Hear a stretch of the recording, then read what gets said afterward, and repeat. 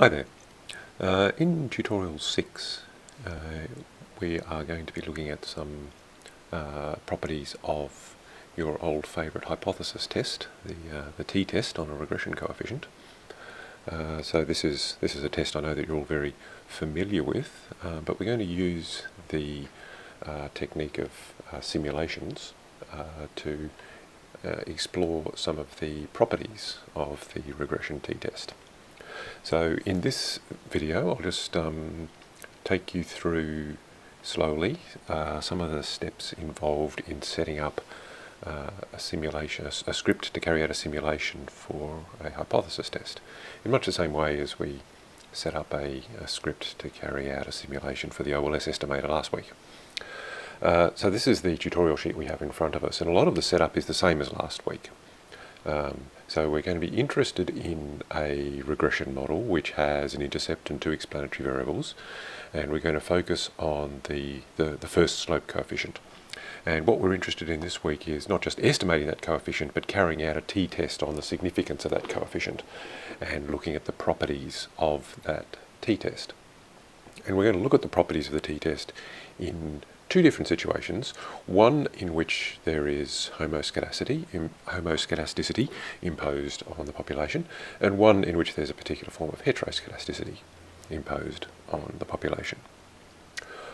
And what we're particularly interested in evaluating is how well the t-test does in a couple of different implementations in achieving the desired significance level. Okay, so think back to the very basics of the t-test, or of any hypothesis test actually that you've learned about, where you choose this magic number 5% or 0.05, which is the probability of making a type 1 error. So what we actually mean by that, why we're always thinking about this 0.05 level, is that we are controlling the probability of a false rejection of the null hypothesis. Okay, so the hypothesis test is meant to be constructed in such a way that if the null hypothesis is true in the population, then the hypothesis test will erroneously reject that null hypothesis 5% of the time, at least approximately. And that's why when you're doing a t-test, you choose, the critical value, if you're using the critical value version, to put the 5% kind of area in the tails of that distribution, if you can remember when you did that, or alternatively and equivalently when we use the p-value version, which is what we're going to do here, we compare the p-value to 0.05, and that is exactly chosen to try to deliver to us a test which has a probability of type 1 error equal to this significance level of 5%. The question is, does this work? Okay. Now the distribution theory that we've been working through in lectures is designed to show you that it should work at least approximately in larger samples, because the OLS estimator is asymptotically normal and it gives us a form of standard errors, and if we calculate those standard errors correctly, then the t-test should work correctly. And this is what this simulation here is meant to do. Alright, that's the background. Let's start doing something. Bit like last time, we're going to set this up from scratch, and again I suggest to you to watch this video and stop it at regular intervals and type in what I type in and make sure it works, and just continue on like that, and by the end we'll have a simple little program which carries out item number, well, in fact we might look at items number 1 and 2 on the tutorial. Alright, let's read through the details of this simulation. A lot of it should be familiar from last week. We have a regression on the intercept and two explanatory variables. We have some population parameters written down here that are not going to be varied. So let's start by setting up a script, and we'll start writing down some of these population parameters and then see how we go from there. So let's create ourselves a new R script. And what did we have? We had some beta naught, beta 1, beta 2 and sigma. So let's say that beta naught is equal to 0, beta 1 is equal to 0, beta 2 is equal to 1, and sigma is equal to 1. Alright, so far so good. Now, what we're going to do is carry out a simulation of the usual Ttest, and what I'm looking for here is some more detail. Right, so we have n equals 50 and rho equals 100, and we're going to do eventually 1,000 replications. But what we're going to do is, just like last time, start with 1, and we'll build up from there. So our sample size is going to be 50, and our rho is going to be 0. So rho, that's the degree of multilinearity between the x1 and the x2, is going to be 0, and n is going to be, for now, 50. Let's generate from the population with those characteristics one drawing from the population where the x's have this distribution, which is the same one as last time, and where we have this homoscedastic structure for the y's. Alright, so this is how we'll do it. Well, first of all, we'll generate ourselves some x's, and this much is just the same command as last time. So first of all, we need to have the MASS library loaded, and then we can generate ourselves some x's in the following way. We'll say that x is going to be drawn from the multivariate random normal. The sample size is n. The mean of the x's is going to be, there's 2 of them, and there's 0. That specifies how many different x's there are, as the dimension of this mu tells you how many different x's there are. And the variance matrix needs to be specified. We haven't set that up yet, so we better set that up before we run anything. So once we've set rho, we can now set up the variance of x, which is just the same as we had last time. So what?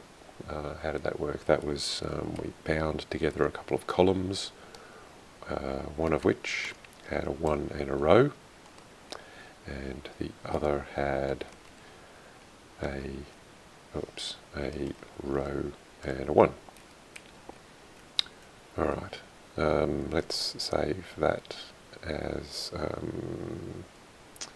tutorial 6, part A. How about that? So we're setting some parameter values, setting a sample size, setting up the variance matrix, and generating some x's. If all of that has been typed in correctly, we should be able to run that and check that we're going okay. So I've just run that, and let's go down to this console and see if we have some x's here, and we do. Alright, so that suggests to me that this has worked. We could have a look at the var x just to check that looks okay too. Yep, no worries. Alright, so that looks like it's working fine so far. Now we need to set up our generation of the y's. Well, actually, we'll just, again, we don't need to do this, but I'll just explicitly set up our x1 and our x2 as well. Makes things just a bit easier to read in the program rather than using matrix operations for everything. Alright, so we have our two, if I run that, we now have an x1 sitting there. Okay, that's our first x variable, and our second x variable is in x2. Okay, let's generate some y's. So our y's are going to be, this is the same command as last time from the normal distribution. It has a sample size of n, it has a mean given by the regression function, which is going to be beta naught plus beta 1 times x1 plus beta 2 times x2. And we're going to have a standard deviation, which is going to be, we're just going to do the homoscedastic case here, so that this is where the heteroscedasticity would go in, but for the time being we're just setting it equal to the sigma of 1. Okay, let's just check that and make sure that we have some y's coming out. Alright, we have some numbers, that's looking okay. So the true values have been set, 0, 0 and 1, so we know that there is some relationship between the y's and the x2s, so we could do a plot of x2 and y, and that doesn't look very convincing, but if we just make the window a bit bigger, it looks like we've got some kind of positive relationship there, so that's good. Alright, we're ready now to run a regression and do a hypothesis test. Okay, so let's do a regression. Just our equation is going to be a linear model of y regressed on x1 and x2. Just the usual kind of thing that we always do. And we can, well actually let's just run that and have a look at a summary of what we get in this particular regression. Okay. So in this case we just want to check and we're getting some sensible results, right? So we're regressing y on x1 and x2. We know that the true values for the coefficient on x1 are 0 and for x2 are 1, and those look plausible. Okay, it looks like they're estimating the right kinds of values. What we're going to be looking at in this tutorial is the t-tests, and in particular these p-values. And we're going to be interested in looking at the t-test on x1 in particular. So we're going to want to pick out the p-value on x1 in particular. Now in order to do that, and in particular because we want to look at two versions of the t-test, we want to look at the OLS version and the heteroscedasticity consistent version, we're going to do our t-tests using the coef-test command, which is provided to us in the AER library. So I'm just going to call up the AER library now for the program and show you how to get the t-tests in there. So instead of printing a summary of the equation, I'm now going to print the coef-test of the equation. So this is a very, very similar kind of command. When I run that, okay, it does the loading, away we go. And I've got some warnings, I'm going to ignore the warnings. Here's the result. This is the result that we want here. And you can see that the table of regression coefficients, standard errors, t's and probability p-values are exactly the same as what we got when we did print summary. So we're not getting different information so far. They're actually different numbers, incidentally, because I haven't set the random number seed. So what I might do is I'll set the random number seed so that each time we run this program, at least for the moment, we'll get the same sample of y's and x's being drawn, just in case we want to compare the results across different runs. So that's just for convenience. It doesn't change the statistical validity of what we're doing or anything like that. All right, so these are the results when we have OLS standard errors. That's the default option for the coef-test command. Now the other one is to do heteroscedasticity consistent standard errors, and the way that we'll do that is to set up the coef-test with the vcov equal to, and the command is called vcov hc, and then you put in the equation name here. So this bit here, this is in fact a separate kind of command all on its own. So if you wanted to grab that variance-covariance matrix computed in a way that's consistent to, in the presence of heteroscedasticity, you could type in that command separately and you could actually look at that matrix, and perhaps we'll actually do that. But what I'm showing you here is an equation that is now being tested. We're generating tests for this equation in two different ways. One with OLS standard errors, and this one is going to have heteroscedasticity standard errors. So let's run that, and you can see now that we have two sets of results. And we can compare those. This first set of t-tests are using the OLS standard errors. These have come from here, okay? And then the second set down here are using the heteroscedasticity consistent standard errors. So what you can see if you compare these two sets of numbers, first of all, the coefficient estimates are the same. We're not changing the coefficient estimates. We're only changing how we're calculating standard errors between these two commands. And the standard errors are different between these two sets of results. They're not hugely different, and the reason they're not hugely different is that we know that this particular population that we're sampling from is homoscedastic. So the two forms of standard errors are both applicable. Okay, they're different formulae. The heteroscedasticity consistent standard errors are allowing for the possibility of there being heteroscedasticity. So it makes a small difference. And as a result, you get different t statistics and different p values as well. All right, but as you can see, they're not They're not dramatically different in this case. All right, so those are two ways. And I'll just show you quickly. If you wanted to look at these variance-covariance matrices, they don't generally have a lot of practical interest, these numbers on their own, but we could just look at that. And this is the V hat in the notation of the lecture notes. This VCOV HC of EQ is the V hat calculated for this equation. So down the diagonal are the estimated variances of the coefficients. Okay, so the estimated variance of the coefficient on x1 is 0.016. We take the square root of that and it will give us this standard error right here. Okay, so this is the variance-covariance matrix. These are the covariances. These off-diagonal elements are the covariances between the coefficients. Okay, so hopefully already you've been typing this in and following up, and you're getting, if not exactly the same numbers, at least results that are kind of matching the ideas that I'm showing you here. All right, we want to do a hypothesis test now. So you know how to do a hypothesis test on the basis of output that looks like this, for example. If you want to test the significance of x1, you go and look at this p-value, and you say, aha, that p-value is not less than 0.05, so I will not reject the null. That's our decision rule. Okay, the decision rule is we reject the null if p is less than 0.05. Right, let's put that into the program now. All right, let's just focus on the OLS case just for the minute, just do one at a time. That hash thing there that I've just typed in is commenting that line out. It's telling RStudio to ignore that for the time being.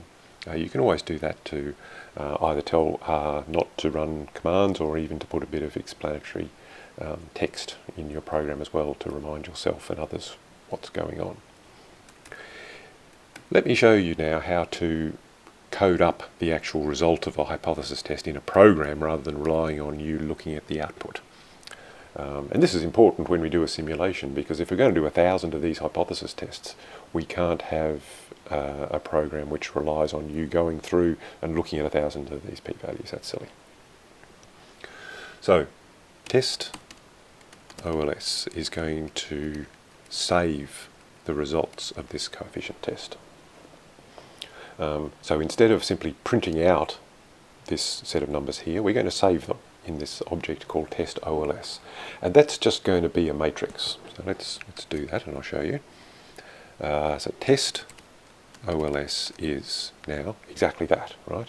And it's got all this nice decoration around it, but the important point about it is that it's a matrix that you can refer to as if it using matrix elements, right? It has 3 rows, it has 4 columns, and the hypothesis test that we want to focus on is the test on x1, and that's this p-value here, which is element 2, 4 of this matrix.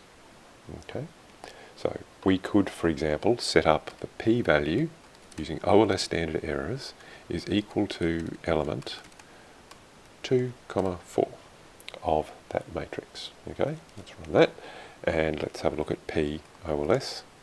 And there it is. That's the p-value that's been extracted from that result there.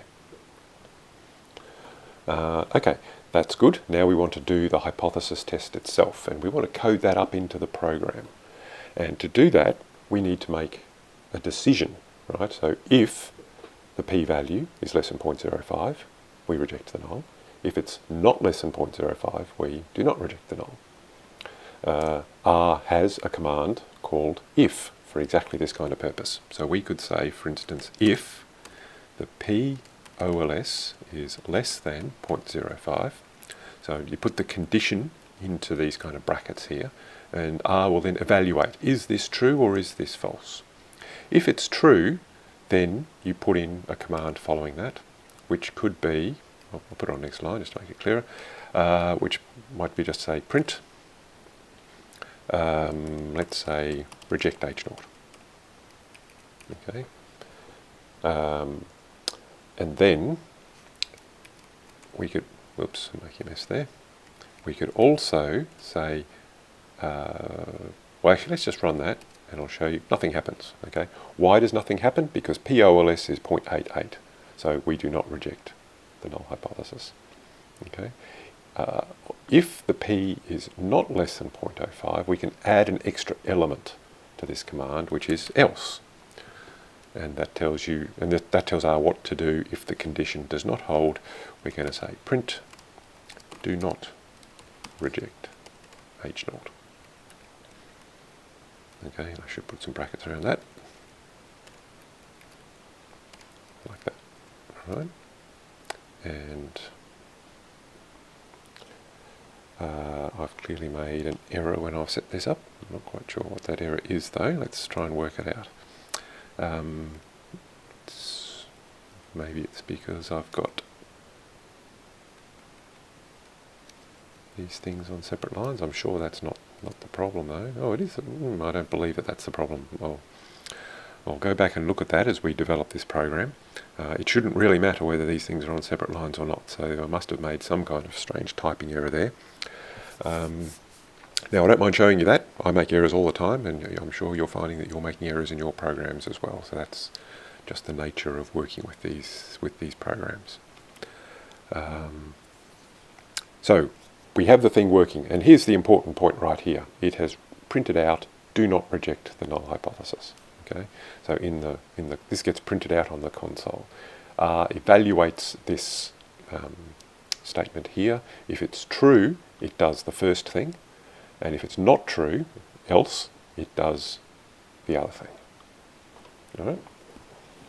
So that's how you can do one hypothesis test in R, and you can get it to do whatever you want it to do. That's what we need in order to carry out this this simulation. So before turning this into a simulation though, I'll just take a step back to where we're doing our sampling. And remember, we're also interested in this tutorial in evaluating what's going on with heteroscedasticity. So let's just practice how we sample from a heteroscedastic regression before we turn this thing into a simulation. What we have here is a particular specification for heteroscedasticity, where the variance is the form of the exponential of x1. That's just one form. There's a whole infinite variety of forms of heteroscedasticity. The idea of heteroscedasticity is that the variance depends in some way on the x's. And I've just chosen this one. Exponentials are very commonly used in heteroscedastic specifications because they guarantee that the result is positive, and we know that variances need to be positive. I've just chosen arbitrarily to make the variance only a function of x1. We could have x2 in there as well. That would be fine. We could have other functions and so on. So there's lots of different specifications that could be tried here. Let's just put in that one. So if we want to have heteroscedasticity, it needs to be specified sometime after we generate the x's. Okay, because the variance of the y's depends on the x's. So just as the mean depends on the x's, now the standard deviation is going to depend on the x's. So we will say in this case that sigma is going to get redefined as being the exponential of, well actually let's not do it that way. Let's not redefine sigma. I'll leave sigma there untouched. We can just type it in directly here. It's going to be the square root of the exponential of x1. Okay, so the exponential of x1 is the form that is being specified to you, and the square root is because we want to take the standard deviation in order to substitute it in here. And so the difference that this will make is that we will get now the y's with the same regression function, that hasn't changed, but we now have this heteroscedasticity being built into that as well. Okay, so that's one way you can do that. Or we could have redefined the sigma over there. That would have had the same kind of effect. Let's run that and check that it works. Seems to have worked. We're still not rejecting the null in this case. Let's just have a quick look at the data that we have generated. I'll just do a plot of x1 on y, or y on x1 I suppose. So there's our scatter plot. Let's see how that looks, if it's informative. And what we're seeing there is It's actually quite difficult to see the heteroscedasticity in that case, isn't it? In some of these plots it's easier than others to see what the heteroscedasticity looks like. So we have seen heteroscedasticity in other plots. Well, never mind. I was hoping we'd see something a bit clearer. But we'll continue on with this generation here anyway. And you've seen other plots, in the lectures, for example, you've seen other plots that show heteroscedasticity quite clearly. Let's now start to turn this program into a simulation. So it's carrying out one replication, and we wanted to carry out 1,000. So what we need to do is to create a loop, and we'll start off not doing 1,000, a bit like last time. We'll just start off by doing a small number, let's say 10. Okay? And we'll say for j in 1, 2 reps, and we'll put some brackets around all of this stuff here that we've done. Okay, and we'll indent this. You don't have to indent this. I prefer to do the indenting just so that the program gets easier to read. You can see what's inside the loop and what's not inside the loop. So that's a very common thing that's done. You've got a good programming practice to do something like that. So what we're going to do now in this program is we're going to repeat all of these statements 10 times. So 10 times we're going to take a drawing from the x's and then a drawing from the y's, and then we're going to run this equation. And we're going to carry out this hypothesis test using the OLS standard errors, and we're going to print out the result. So if we run this now, you can see that we have a mixture of results coming out. Okay, so we have these 10 tests that have been carried out. The first one we did not reject, second one we did not reject, and the third and the fourth we did reject, and so on. This is the idea of repeated sampling. Again, okay, we have a specified population, and we have drawn, in this case, 10 repeated samples. And of those 10 repeated samples, 3 of them, in 3 cases, the null hypothesis has been rejected, and in 7 cases, it has not been rejected. Okay, so 30%, or 0.3 of the time, we have rejected the null hypothesis. Now, remember here in this population, the null hypothesis is true. This is important to bear this in mind when you're doing hypothesis testing. In the population that we have specified, the null hypothesis that beta 1 is equal to 0 has been set to be true, okay, by setting the true value for beta 1 equals 0. So on these 3 occasions, we have made a type 1 error. Okay, so 3 of these samples are generating t-statistics or t-tests which reject the null, and that's the wrong decision. Okay, in a simulation like this, we know what is the right decision. It's do not reject the null, because the null is true. On 3 out of 10 occasions, we have rejected the null, and those are type 1 errors. Okay. What we're going to do in our simulation is expand this beyond 10 samples to 1,000, and we're going to calculate what is the fraction of the samples that we've generated for which the null hypothesis is rejected. And we're going to compare that back to the 5%, to the significance level. Okay, so the t-statistic, if it's working properly, will be rejecting the null hypothesis incorrectly 5% of the time, or approximately 5% of the time in the simulation. Now, 10 repeated samples is not enough to be definitive. So 3 out of 10 looks like a lot of rejections, right? But we really need to do, well, we're going to do 1,000, but even 1,000 is not really all that many when we're talking about hypothesis testing. Ideally you do 10,000 or more to get a good idea of the properties of the test. All right, so let's do 1,000. Oh, okay, before we go any further though, before we start doing 1,000, it's clearly of no use to us to just be printing out this kind of text, because you then need to go through and count. Okay, if there's 10 tests, you can count, okay, 3 of them reject, but if there's 1,000, you're going to go nuts. So we need to keep count within the program. So let's set ourselves up, literally, a counter of the number of times that we reject the null hypothesis. So let's say reject h naught is going to be our counter of the number of rejections, and we'll set that to 0 to start with. Okay, and then once we come into this bit of code here, we're going to, instead of printing stuff on the screen, we're going to say rejection h naught. So if the p-value is less than 0.05, we are rejecting the naught, so we're going to add 1 to this. Okay, so we're keeping count of how many times we go through this loop we reject the null. If we do not reject the null, then we don't want to increase this number of rejections. So we don't want to do anything, in fact. So we'll just get rid of this lar. We don't want to be printing stuff on the screen 1,000 times or whatever it is. Okay. So what we'll have at the end of this, once we run this, is now, instead of all this stuff getting printed on the screen, we're going to have a single number, reg h0, the number of times we rejected the null out of these replications. Okay, so let's run that. Good. And let's just have a look at what's in this reg h0, and it's 3. Okay, and that's correct.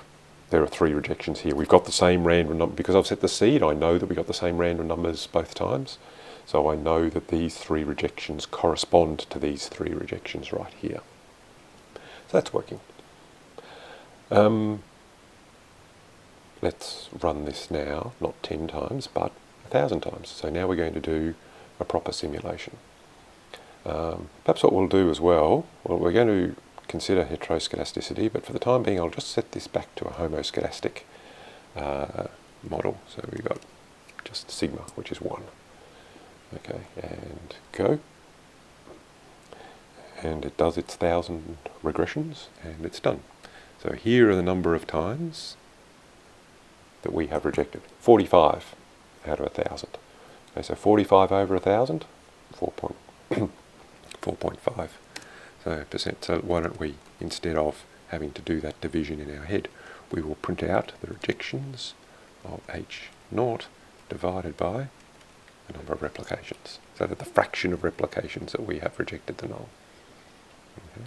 And 4.5%, 0.045, and we're comparing that to 0.05. That's pretty close. So in the world of simulations, if we're only doing 1,000 replications, not all that many really, then to get 0.045 when the true significance level that we're chasing is 0.05, we would say that's working fairly well. That's the kind of thing that we're after.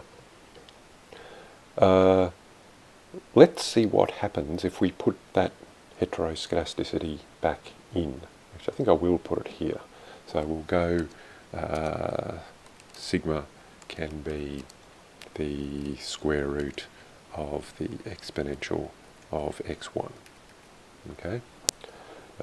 So the reason I'm putting it there is that if we want the heteroscedasticity, then this command will provide it. If we don't want it, then we can just switch it off with the comment like that. Okay. So if I switch it off and run it, I'm going to get the 0.045 back again. Now if I come back to this and I switch it back on, it's now going to run, and we're going to get a different number, 0.144. What we have got now with this number is, and just to relate this back to the tutorial by the way, we've now looked at these two cases, numbers 1 and 2. N equals 50, rho equals 0, variance as in homoscedasticity, the first one, hetero was the one that we've just run now. And so far we've done the OLS standard errors, and I'll show you the HC ones in a minute. So we are rejecting the null hypothesis about 14% of the time in this case. We only want to be rejecting it 5% of the time. This is the outcome of using the OLS standard errors when we have heteroscedasticity in the population. Okay. We want to do a 5% test, but we don't get one. Instead, we get a 14% test.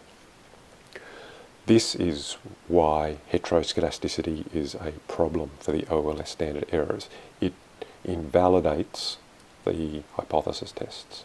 Okay, it gives them type 1 errors occurring, in this case, much too often. Okay.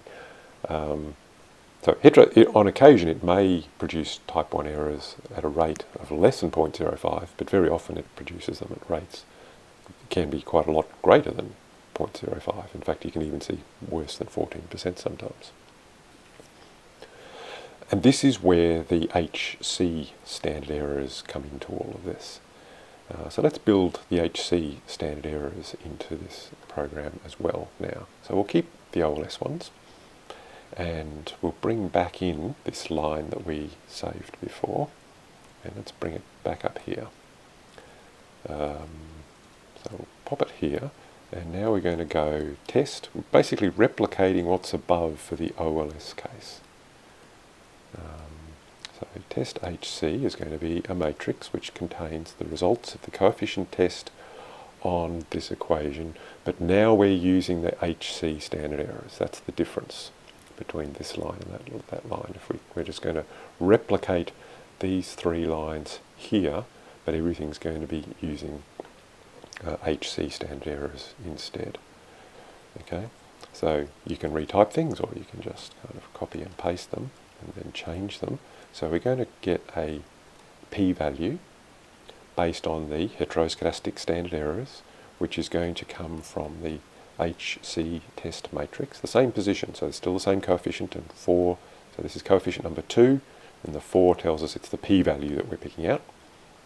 And if that p-value is less than 0.05, then we need to increment this counter, but not this counter, we need a new counter now. So let's have a HC counter, heteroscedasticity consistent counter, the number of times we reject the null using the heteroscedasticity consistent p-values. And we better set this counter up at the start.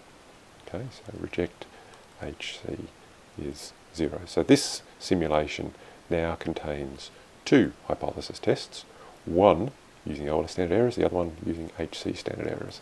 And let's print out the results down here.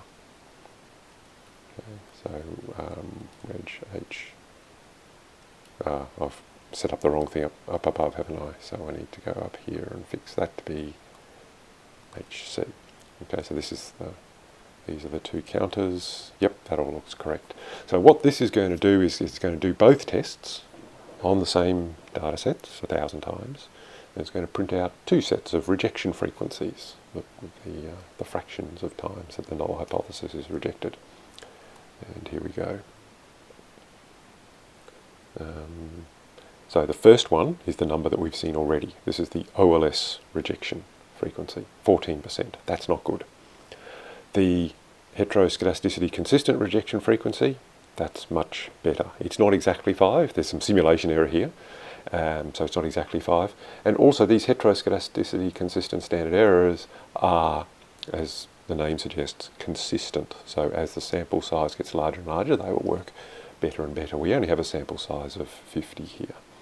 So this rejection frequency is not exactly 0.05 for at least two of those reasons. One, a bit of simulation error, and two, the HC standard errors are not perfect with n is equal to 50. But clearly they're pretty good.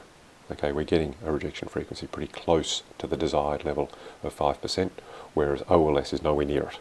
Okay, and this is why we use the heteroscedasticity consistent standard errors, because we may have heteroscedasticity in our regressions, and these will provide us some insurance against that possibility. If we just have a look at what happens when we switch the heteroscedasticity back off again, okay, so by doing that, this sigma value now returns to this value that was set at the beginning, which is 1. And we want to check this because we know that the OLS standard errors work well in this situation. We want to check that these HC ones don't mess up in this situation, because if they did, that would be a problem. So if we run that now, and we see in this case that they're both working fairly similarly, pretty much within simulation error of the 5% level that we're chasing. So looking at these numbers all together, this is telling you why we use the HC standard errors, because they work when there's no hetero, and they work when there is hetero, whereas the OLS ones only work when there is no hetero. And this is, I mean, you'll see some more results as you go through the tutorial, but these are the kinds of results that motivate the use of the heteroscedasticity consistent standard errors in most econometric practice today.